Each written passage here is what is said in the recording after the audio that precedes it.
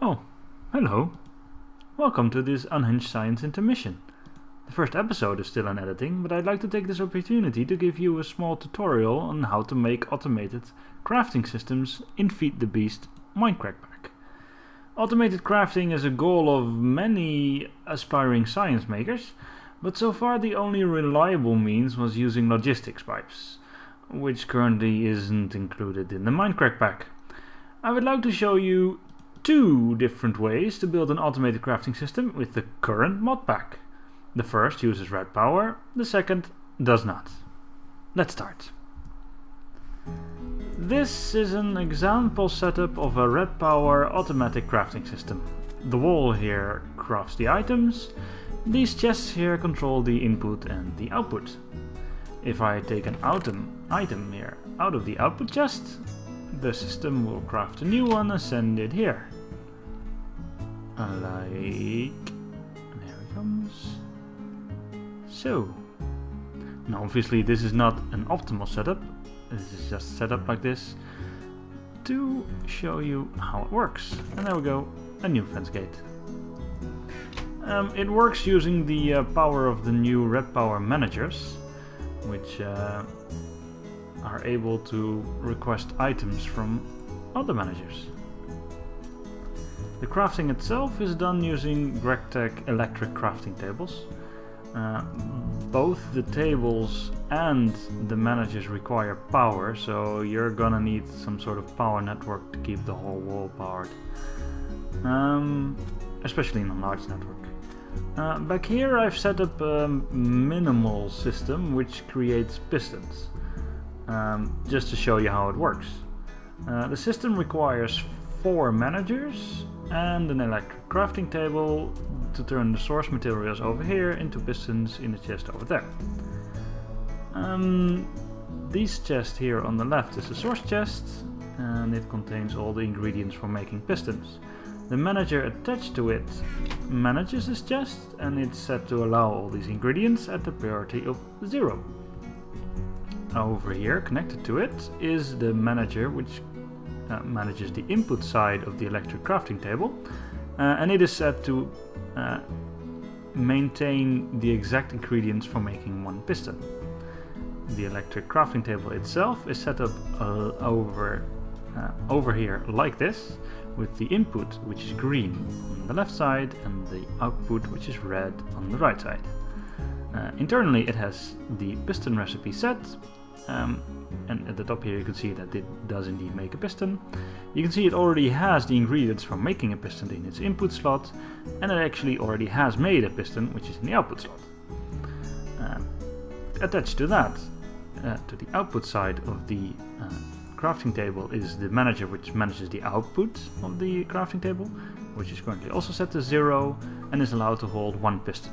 This is very important, because if you don't leave this empty, then the manager is not allowed to hold anything in the output slot here, and it will keep pulling out stuff until all the source materials are gone. And on the other side is the chest, which is the manager which manages the output chest, which is set to keep 1 piston in there at all times. Now, if we make, and this manager is set to priority 1. That's rather important, so that it can take from the other manager. Now, if we take a piston from the output chest here, you can see that it makes new piston and puts it in the chest. And if we pull another one out and have a look back here, we can see that items, well, it's actually too fast, hang on. No, it's working. Why you no do? Yeah, this is the problem with this system.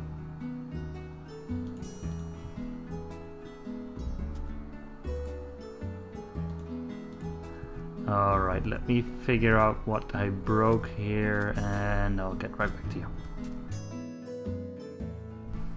Alright, I've managed to track down the problem. I actually tried to make the system too simple. And what's really important is to have a way for the managers to dump surplus items into a chest. The easiest way to do this is with a restriction tube on the same network as the managers. But anyways, we can see now that this system is being stocked with more piston materials and the chest itself again has pistons. And we can see the materials going through, and yes. Oh. Well, you can see that I'm not. Oh, yeah, no, it completely resolved itself. There we go. The system has the ingredients for one piston in there, and the piston has been made. So, although it's a bit finicky, it does actually work. But as you can see, there are some problems. I'll demonstrate some other of the problems by adding a new recipe to the crafting wall over here. To add a new recipe to the already existing wall, I need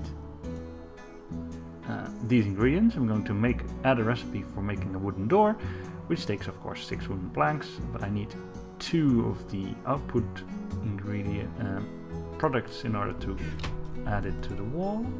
The first thing I need to do is set the top manager, the output one, to allow the finished product, then add the actual recipe to the electric table. There you see, it makes a wooden door. And then we allow the bottom manager to actually take the wood it needs, and there you go. It requests the wood from the wood manager at the start of the chain, and there we go.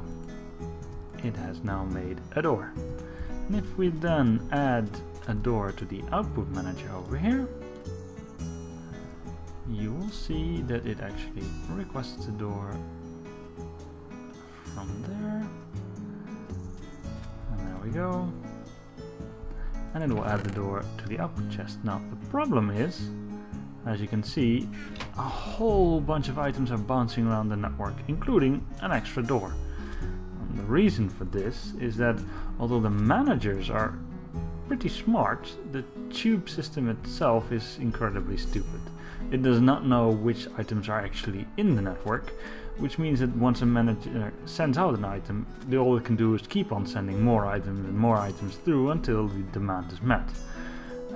This leaves a whole bunch of items bouncing around all over the place, which looks horrible, is bad for performance, and it leads to a whole bunch of items getting dumped, including one of our doors, in the dump chest. And if you were to remove this restriction tube and this chest, then those items would just clog up the managers everywhere until the whole system would stall.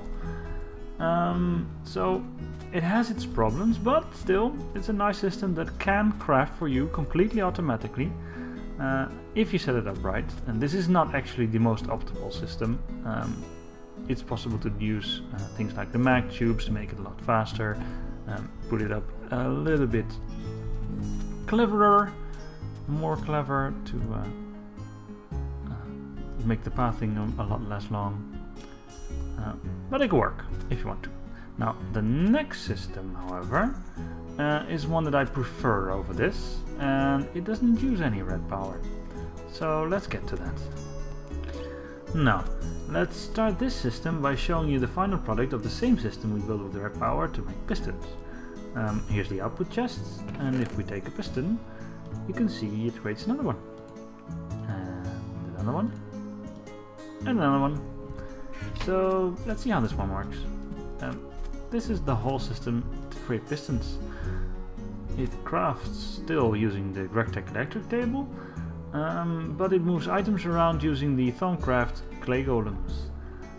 The whole system requires the crafting table, 2 golems, 2 marker blocks, and the chests. The golem at the output chest here is set to keep 1 piston from the white marker into its chest.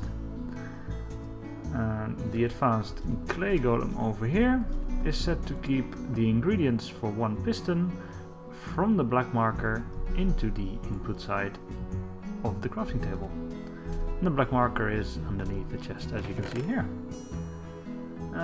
When building this system, it is important to set the golems on the correct size of the crafting table, so keep the supplier here on the green side and the marker for the output on the output side.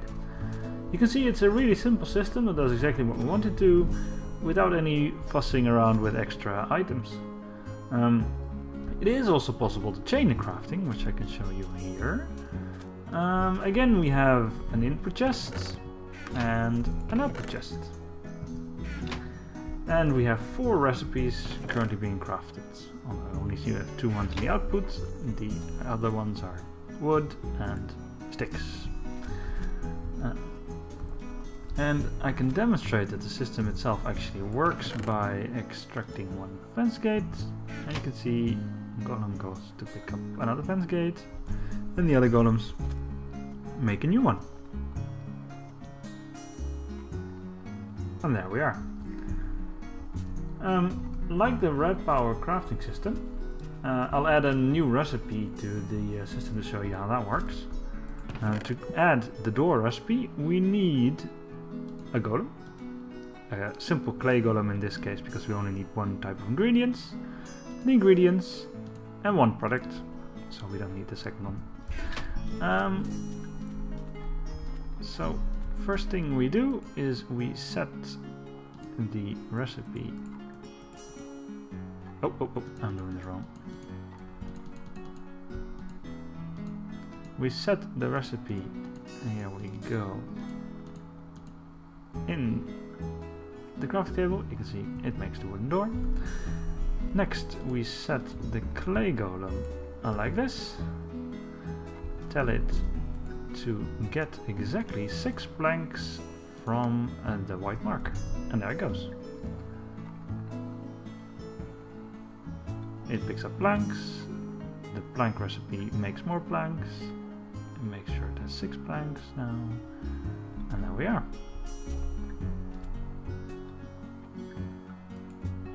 Alright, of course it gets 12 in total, because it makes one wooden door right at the start. So we have crafted the wooden door now, and if we want to add it to the output chest, we tell this golem to go pick up from the white marker a wooden door. There we go. We now have a crafting system that can add new doors.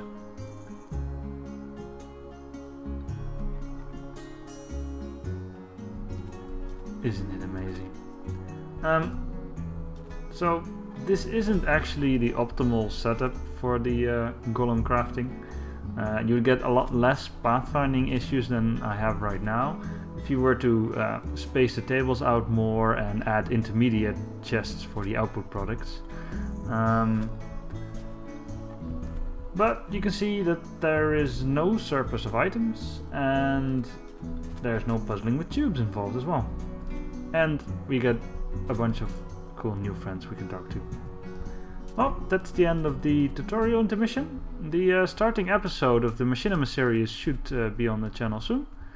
And that wraps up the tutorial. Bye bye!